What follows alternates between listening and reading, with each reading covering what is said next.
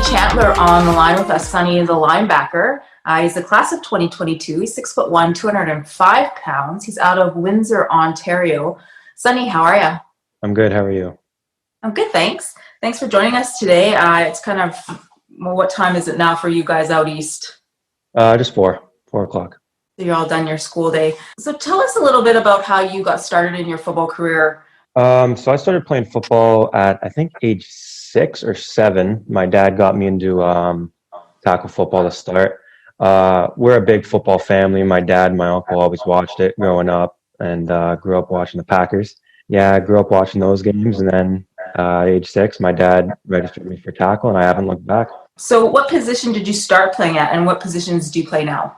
It's funny. So I started at safety because I was like the one that did not want to hit at all when I first started. So I started at safety, and then as I got bigger, I moved to linebacker and D-line. Then I stayed at D-line for roughly, I want to say 3 or 4 years, and now I'm back to linebacker and safety. What do you like most about playing that position?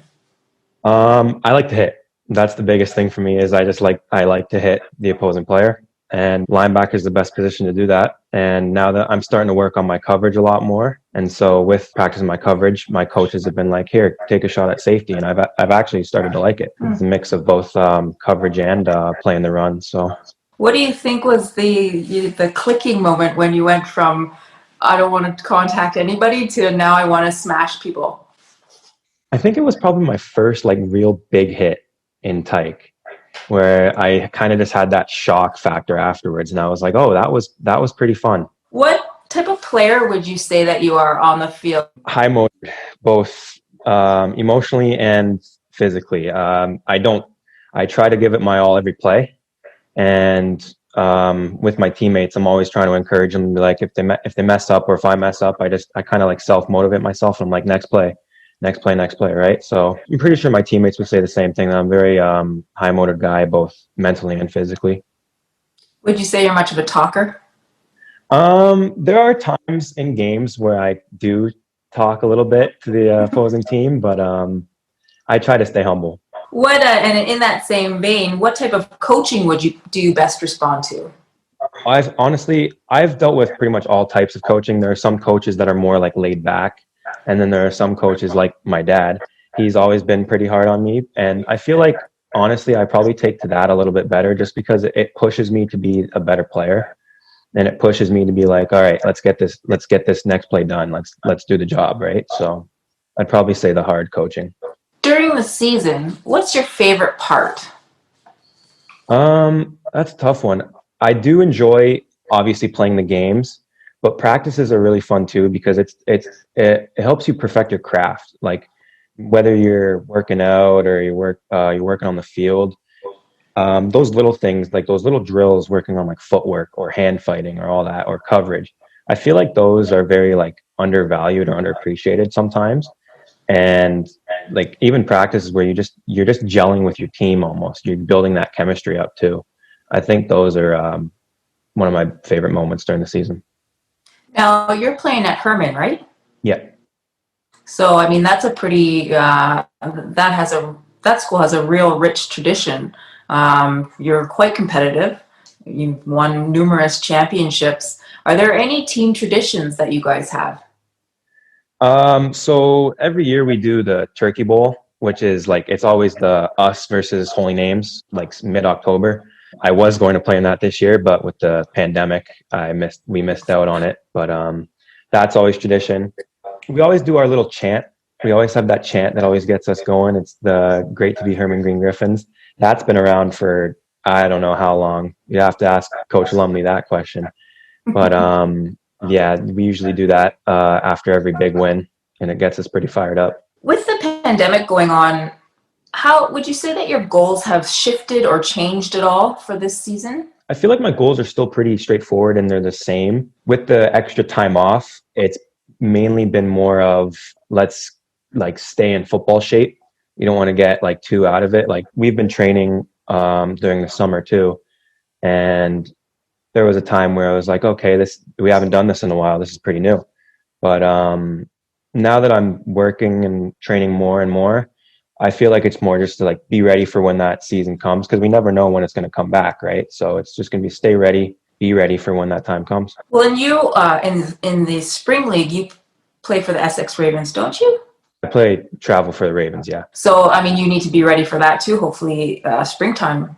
Whatever one comes first, yeah. Would you say that for the off season, you were talking about training? Were there any exercises or equipment, or I guess even facility wise, that you didn't have access to? Did you have to do anything different? So I wasn't able to go into my like actual gym that I go to with my buddies, but we've set up a home gym out in my garage, and it's loaded. It's got a squat rack, it's got a bench, it's got a whole bunch of stuff. So I've kept pretty busy during the pandemic. Now, as far as speed and agility, there's a guy named Mike Carter. He played in the CFL for the Alouettes. He trains a bunch of the high school guys and the university guys down in Windsor at Micmac Park. And so the whole summer I've been working with him on my coverage, my speed and agility and all that. Once my actual speed and agility gym opens up, KPS, I'm going to head back down there with Jake Francis. So we first noticed you at one of the Fox 40 Prospect Challenge events, I believe, a while back. And then recently at the CFC Prospect Game selection camps. From there, you made your way onto our CFC100 rankings. How did that feel when you were ranked? And do you find that something like that motivates you a bit more to continue and to try and get better? Yeah. So when I first found out that I was ranked, huge accomplishment. And it was something I'd been working for to get that recognition. But as far as motivation wise, like it's only motivated me even further, because I want to be as high ranked as I could possibly be. I want to be the best player that I can be. Yeah, so I'm just going to keep putting in the work. Hopefully the ranking can go up if I keep putting the work in, and we'll see what goes from there. So just for the people who are listening, the rankings that we're talking about are on CanadaFootballChat.com, and you can access those with the gold membership that you can get off of CFC. And there's a whole bunch of rankings. There's the CFC 60, which is the CEGEP and junior college rankings, the CFC 40, U Sport, and NCAA rankings, which are really interesting this year because we're going to combine the two lists with U Sport not playing and then the states playing. And we're introducing a new ranking that we'll share in the coming days. But so that's on CanadaFootballChat.com. You can check those out. Let's talk about the recruiting process for you. I know you're still fairly early in that whole process, but has it started to heat up at all, or have you reached out to coaches, or coaches reached out to you? How's that going for you? So I've been contacted by a couple of the Canadian schools, like Concordia. I've talked to Carleton. I've talked to Western, University of Windsor, and Queens. Those are the only schools that I've talked to so far. And then I've briefly talked to some coaches from the States, but nothing really official yet from any school. So I did talk to a coach from, I believe, Calgary too. But other than that, recruiting's been pretty slow. And obviously with the pandemic, it's kind of been hard to get exposure out there because the border's closed. So for the schools in the States, like I can't go to camps and all that. And that's usually where they do their most scouting for the Canadian kids. So do you have a dream or 2 or 3 dream schools that you would love to do, either here in Canada or down in the States? I'm a diehard MSU fan, Spartans. Okay. They've been my favorite college team. So that would be a dream of mine. But at the end of the day, it's whatever school is going to give me the best opportunity for my education. And I'm going to optimize my athletic ability. So we'll see what happens. What do you want to take academically? I'm interested in paleontology. It's study of fossils and all that, for those who don't know. I've been interested in that since I was a little kid, and it's kind of just stuck with me. Biggest thing is just doing research for what schools have that, because it's a very rare course. So you may be heading out west here and hanging out at Drumheller. Yeah, might be. Have you been there? No, I haven't been there, no. Oh, wow. I'm from Calgary, so, that was like field trips all the time to Drumheller. It is quite amazing, actually. I've seen some articles about some of the sites they have there. It's pretty cool. I would love to get out there. Yeah, you would enjoy it, I think. A couple more questions. How do you feel you handle performance expectations? Either ones that you put on yourself or ones that your family or friends put on you. Do you find that it's a stressful thing for you, or do you find that you're fairly grounded and you work through that pretty well? I'd consider myself fairly grounded. I don't really stress over expectations.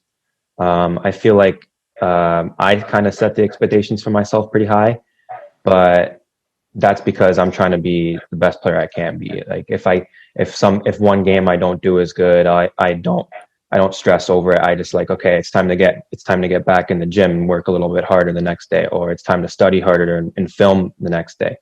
Yeah, I don't really try to loom over a bad performance or a bad game, because I feel like the minute you do that, you start to kind of lose focus of the greater task, which is to win games when it matters, which is in the playoffs. So, do you find that the peer pressure that you may have either from your peers or other people, outside forces, do you find that it's easy for you to surround yourself with like-minded people, or do you find that it's hard for you to say no to activities that may distract you from what you're trying to accomplish? yeah, so I do surround myself with like-minded people. I hang out with a lot of my travel buddies more than I do with my high school buddies, because I find that the travel buddies are the ones that are going and doing like the training all the time, the get-togethers. Yeah, so the travel buddies are the ones that kind of push me when I'm training. And other than that, probably just my family. They always push me to be the best that I can, both athletically and academically. So you really don't have an issue with the peer pressure too much? No, I kind of try to silence all those. I don't pay attention to them because their opinions don't matter at the end of the day. There's always going to be people that are going to try to bring you down. It's just how people are sometimes, and you just got to cut them out of your life, I guess. Just lastly, where do you hope football is going to take you? So the dream is to play pro sports, whether it's here in Canada or in the NFL. But I realize that that dream is very slim chance of happening. But I am going to work my hardest to possibly make that dream a reality. But yeah, we'll see where football takes me, whether it's here in Canada or it's over in the States. Before we let you go, we're going to just play a little game. I'm going to say two things and you're going to pick which one describes you best. Or I'm going to say a statement and you just tell me the first thing that comes to your mind. Okay? Okay. What are you watching on Netflix? Football shows. Twitter, Instagram, or Facebook? I'd probably say Twitter. A sports car or a mega pimped up truck? Sports car. Is a hot dog a sandwich? That's a tough one. I'd say yeah, because it's between two loaves of bread, is it not?